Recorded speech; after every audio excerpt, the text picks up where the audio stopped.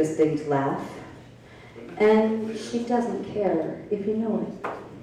She also makes a mean pork belly. I like the boots. Give it up for Sakura, everybody!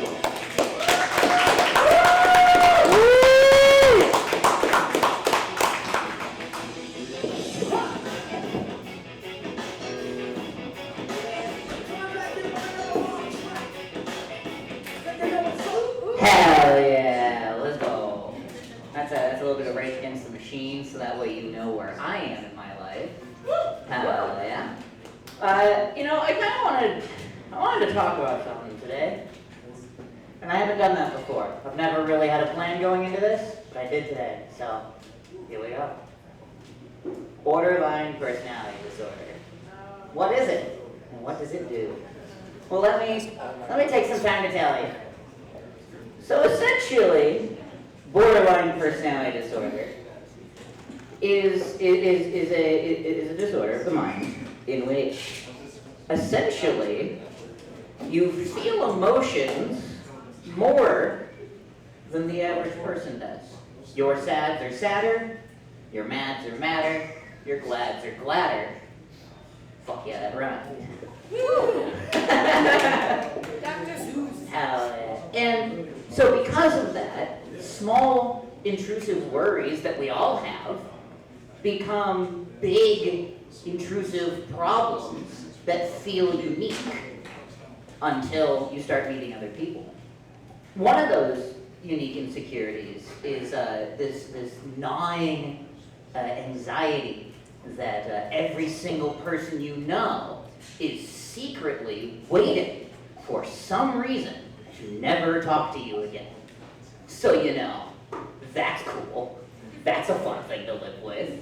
And it's, you might be asking, Sakura, how does someone with such a disorder get past such great and overwhelming obstacles? Thank you for understanding the gravity of my situation, by the way. I really do appreciate that. And the answer is a lot of therapy and trial and error. So I was in Generos for the third time.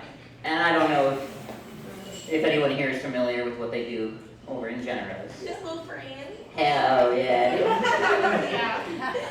Wear your grippy socks at. Those have become my nice comfort socks. I wear them when I want to cook, but I'm too lazy to put on pants. And so, you find out things there. And I had this nurse, so I wasn't taking very good care of myself. And I had this huge rat's nest in my hair. Which, by the way, shout out, I too showered today.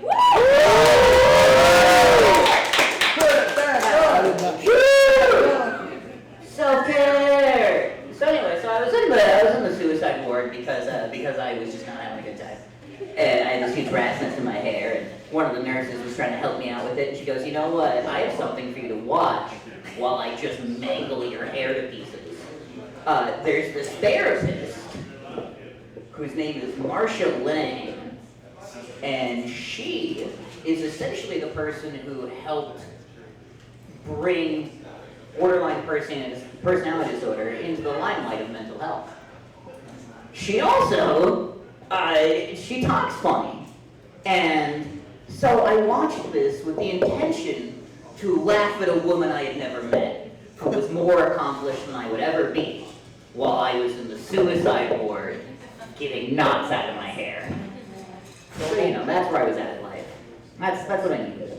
But what I heard was some of the greatest single advice I'd ever heard in my life. Mindfulness. The idea of just being aware of where you are.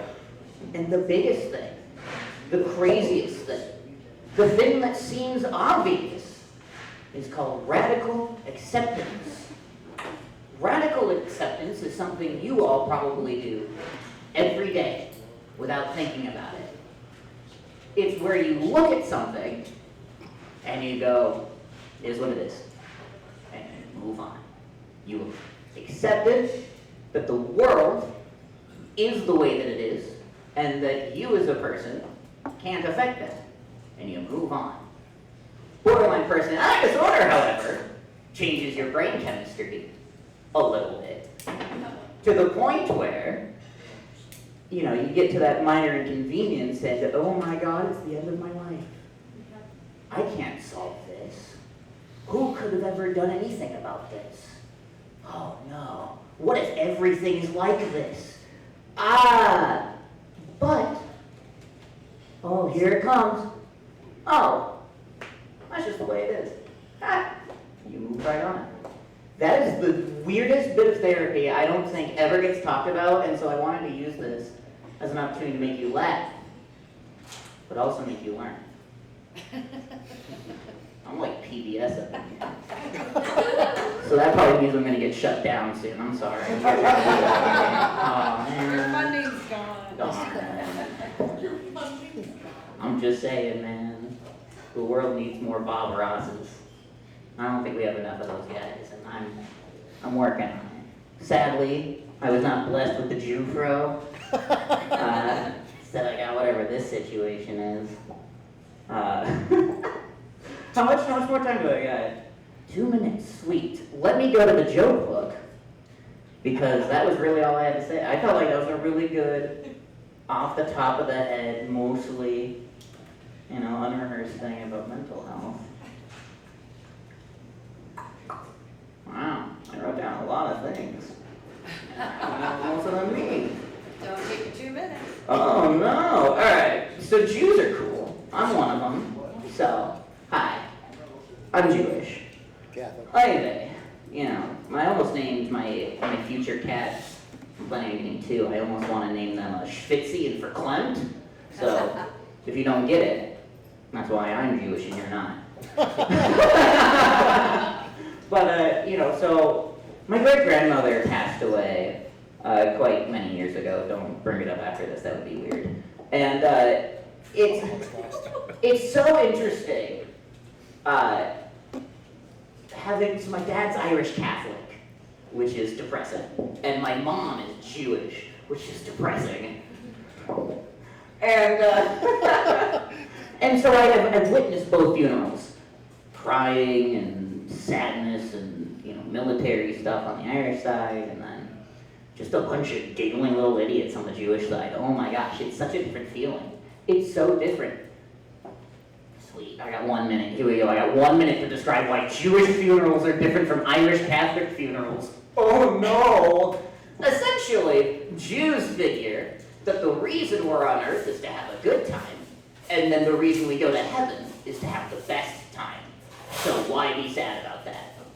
That's like if your best friend gets a new car, and you go, well, that fucking sucks for me. Now I don't get to be in his old car.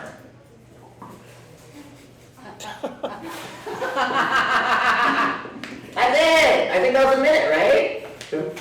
Something's been said.